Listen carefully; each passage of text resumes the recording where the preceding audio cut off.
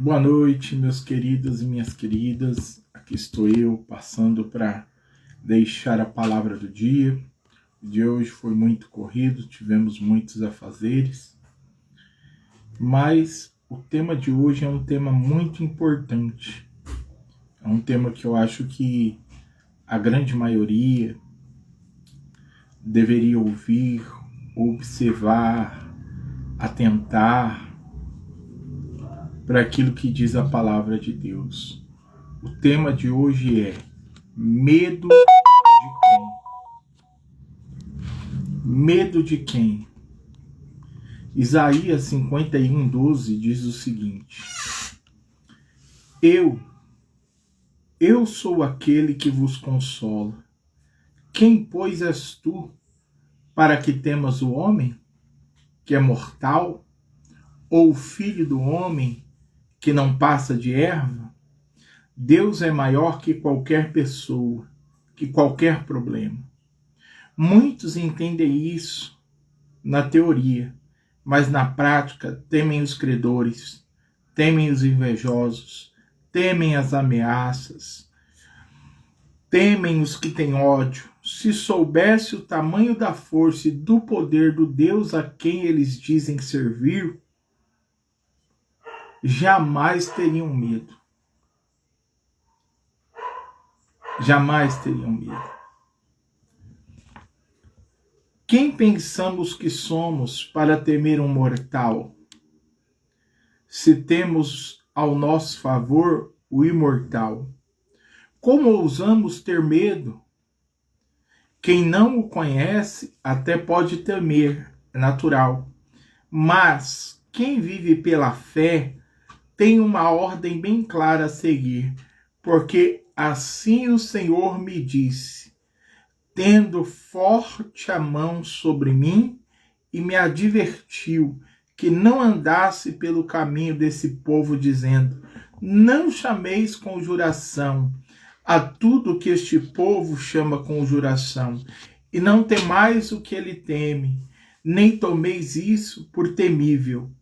Ao Senhor dos exércitos, a ele santificai, seja ele o vosso temor, e seja ele o vosso espanto. Os nossos inimigos, sim, têm muito a temer.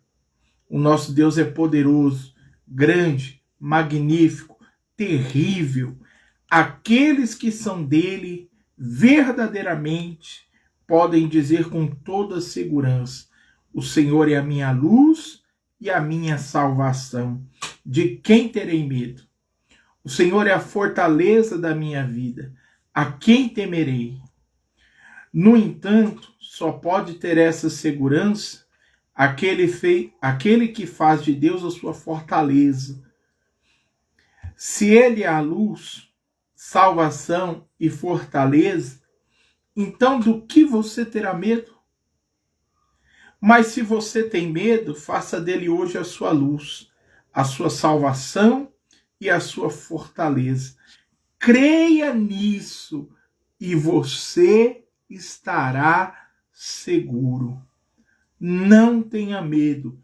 Deus é a sua fortaleza. Deus é a sua salvação. Amém?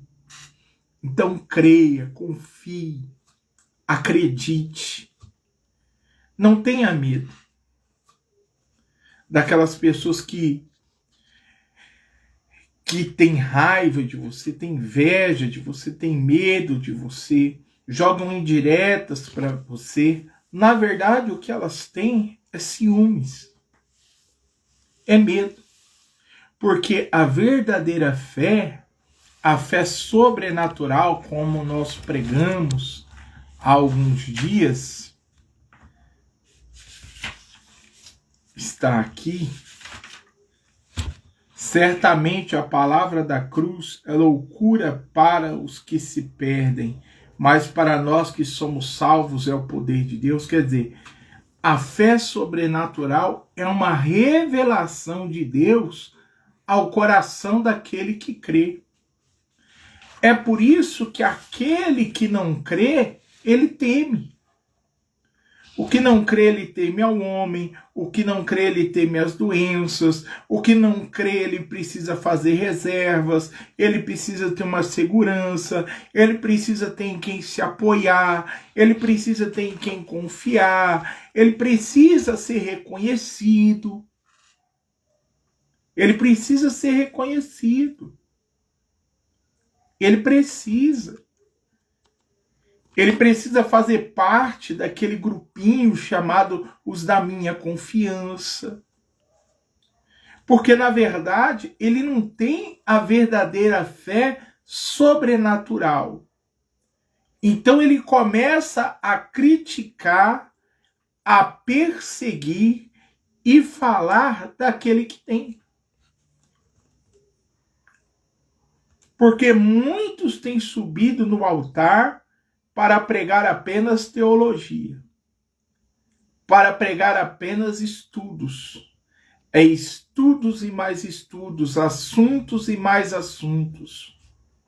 Mas a grande realidade é que poucos têm feito o que Paulo diz, que o evangelho dele consistia não em palavras, mas no verdadeiro poder de Deus.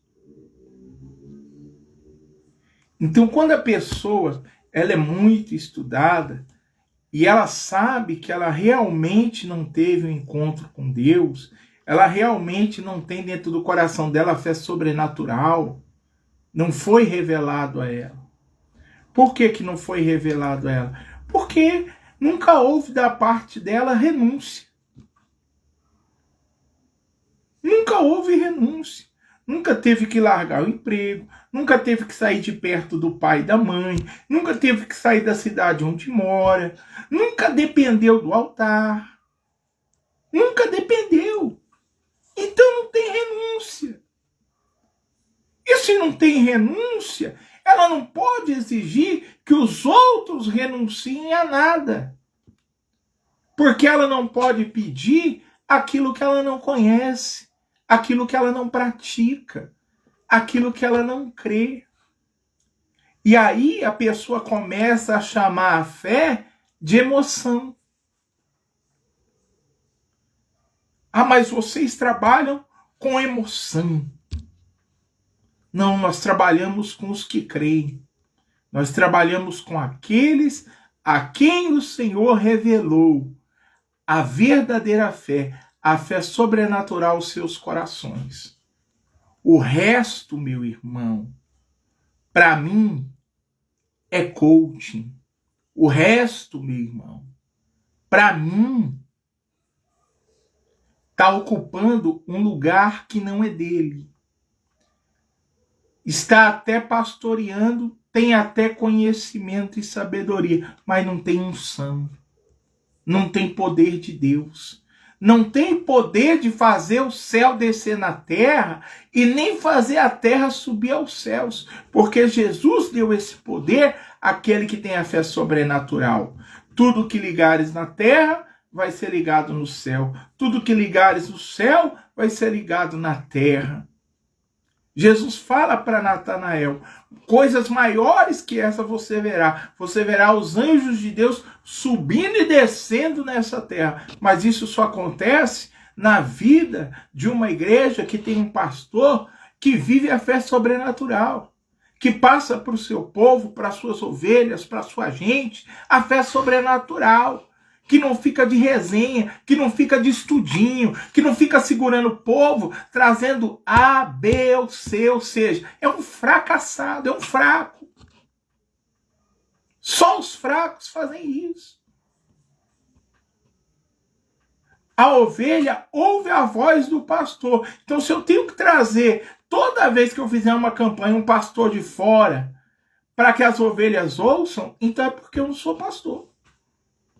Porque aqui na casa do Pai, aqui em Cidade Nova, na igreja do Evangelho Quadrangular Casa do Pai, muito pelo contrário. Eu parei de convidar as pessoas porque as pessoas preferem aqui em Cidade Nova o pastor delas, a pastora delas. Quando não eu, quando a minha esposa, eles preferem a minha filha pregando a ter que trazer alguém de fora. Então, se você está me ouvindo, você deve aprender e buscar em Deus ter essa fé, a fé verdadeira, a fé sobrenatural.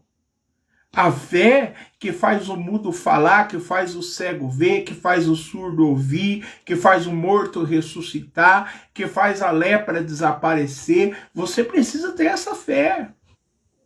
A fé de colocar a mão e expulsar o demônio.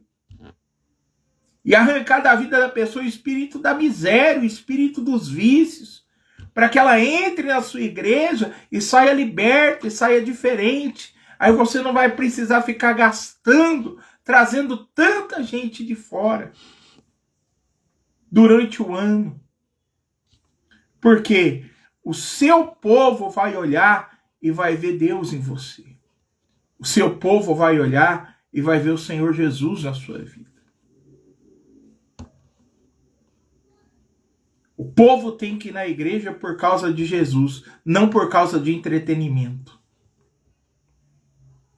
Quando eu quero um entretenimento, eu vou a um cinema.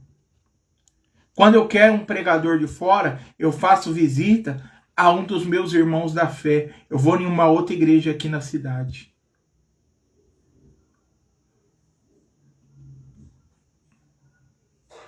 Mas, tem medo. Tem medo por quê? Não tem unção. Não tem unção por quê? Não tem renúncia.